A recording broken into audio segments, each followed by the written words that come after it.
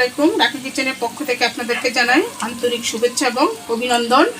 আজ আমি আপনাদেরকে অতি সহজে সবজি কাটলেট বানিয়ে দেখাচ্ছি।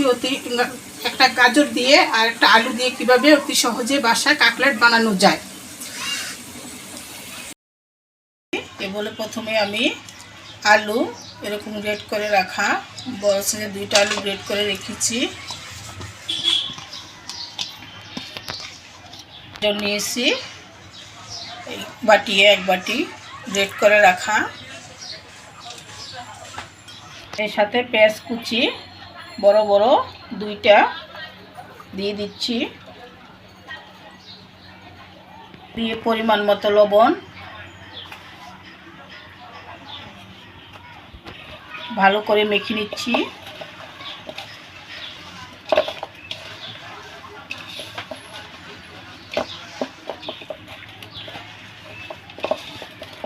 দিয়ে দিচ্ছি রসুন বাটা 1 চামচ, আদা বাটা 1 চামচ,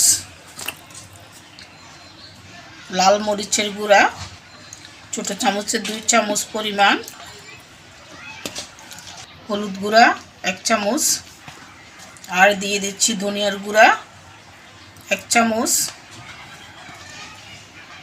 চাট মশলা 1 চামচ, মশলা 4 চামচে 3 ভাগের 1 ভাগ। সব উপকরণ দিয়ে ভালো করে আবারও মেখে নিচ্ছি।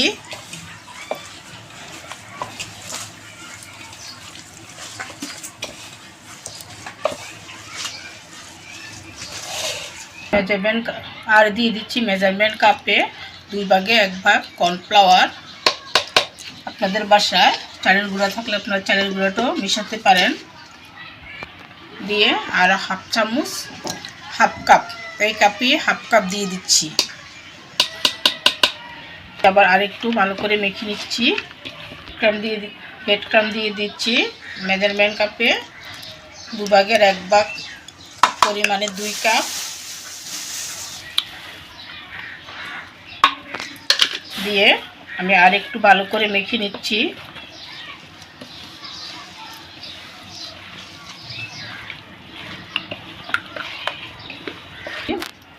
কাঁচামরিচ কুচি 5-6টা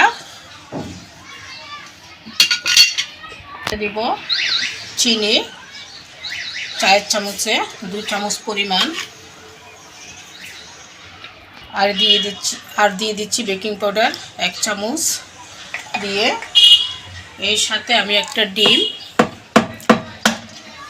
ফেটিয়ে দিচ্ছি।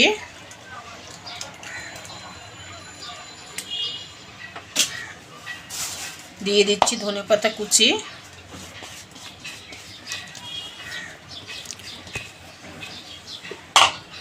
আর দিচ্ছি স্বাদ লবণ ছোট চামচে 4 ভাগের 1 ভাগ পরিমাণ। দিয়ে সব উপকরণগুলোকে ভালো করে মেখে নিচ্ছি।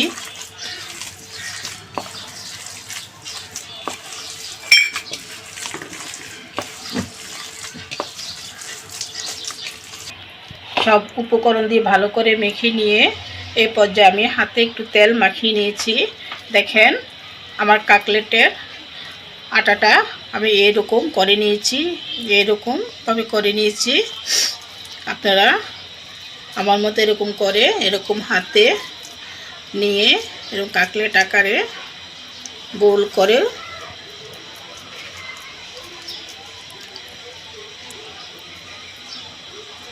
শেপ করে আমি একটা বাটিতে ব্রেড ক্রাম্ব নিয়েছি। ব্রেড ক্রাম্বের মধ্যে এভাবে ভালো করে কোট করে নেবেন।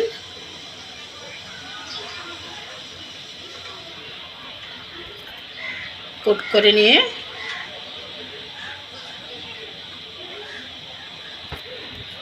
এভাবে আমি সবগুলো কাটলেট বানিয়ে আপনাদেরকে দেখাচ্ছি।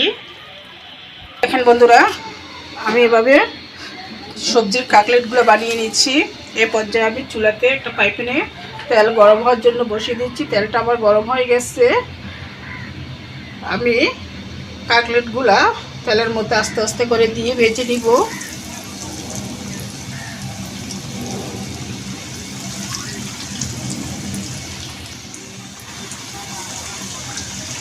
দেখেন বন্ধুরা, আমি কাটলেটটা তেলের মধ্যে দিয়ে দিয়েছি। এখন তেলের মধ্যে আমি কাটলেটটা মিডিয়াম আছে ভেজে নিব। এক পিঠ ভাজা হয়ে গেলে দেখাবো কি করে কালার করে আপনারা তেল থেকে উঠাতে হবে।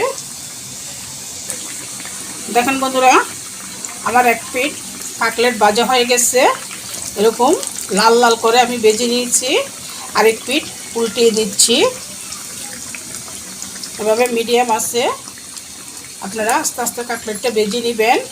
এটা মিডিয়াম আছে ভাজলে কাটলেটটা ভিতরেও মচমচা থাকে। এই কাটলেটটা আপনারা যে কোনো পোলাও, বিরিয়ানি এবং বিকেলের নাস্তা হিসাবে ব্যবহার করতে পারেন। এটা অতিথি আপ্যায়নের জন্য অনেক দারুণ একটা সবজির কাটলেট। এটা বিকেলের নাস্তা চায়ের সাথে খুবই মানায় এবং জমে যাবে। অতি সহজে তাড়াতাড়ি করে আপনি কাটলেটটা তৈরি করে নিতে পারেন। দেখেন বন্ধুরা, আমার কাটলেটটা আমি এভাবে লাল লাল করে ভেজে নিচ্ছি। এ পর্যায়ে আমি আপনাদেরকে উঠিয়ে দেখাচ্ছি। এভাবে ভেজে আমি আপনাদেরকে দেখাচ্ছি আমার প্রতিটা কাটলেট।